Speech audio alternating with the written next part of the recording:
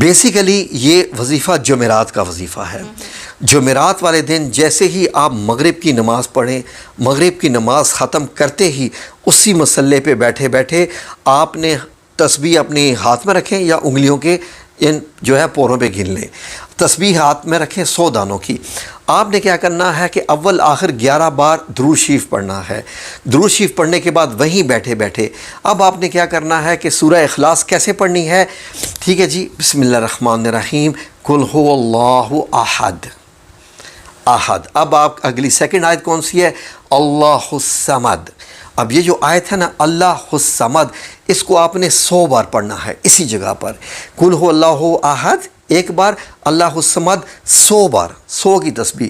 जैसे ही आपकी 100 की तस्बीह पूरी हो गई, अब आपने क्या पढ़ना है, आगे सूरत को मुकम्मल करना है, लम यलिद वलम यूलद वलम यकुल लहू कुफुवन अहद। तो ये आपकी एक तस्बीह हुई। ठीक है। ये आपने 1 या 3 या 5 या 7 या 9 या 11 तस्बीहात करनी है, ताक अदाद में करनी है। और जहन में रखिएगा कि मैक्सिमम 11 ही समझिए। 11 से ज़्यादा अगर आप करेंगे तो उसका असर जो है वो बड़ा और हो सकता है, मुश्किल आ सकती है आपके लिए।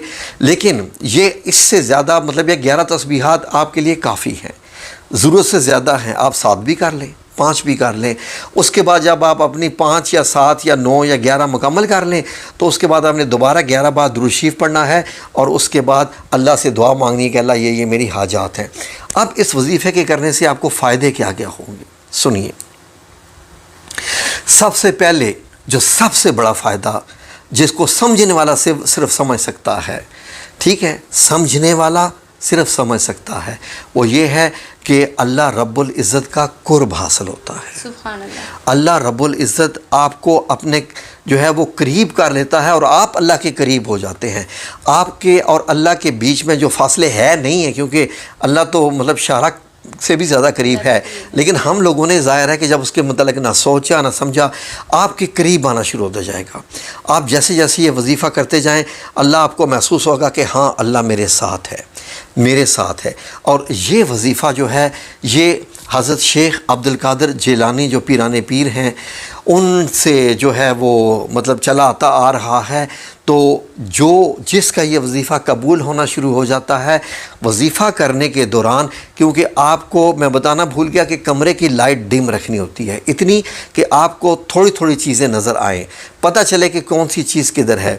उस कमरे में कोई तस्वीर ना हो, कोई फ्रेम ना हो, कोई कुछ ना हो। कोशिश करें कि पर्पल लाइट हो, पर्पल नहीं है तो नीली लाइट ऑन कर लीजिए, नीले रंग की लाइट। ये रूहानियत के कलर्स हैं, ये ध्यान में रख लीजिएगा। वाइट कलर ऑन नहीं करना आपने।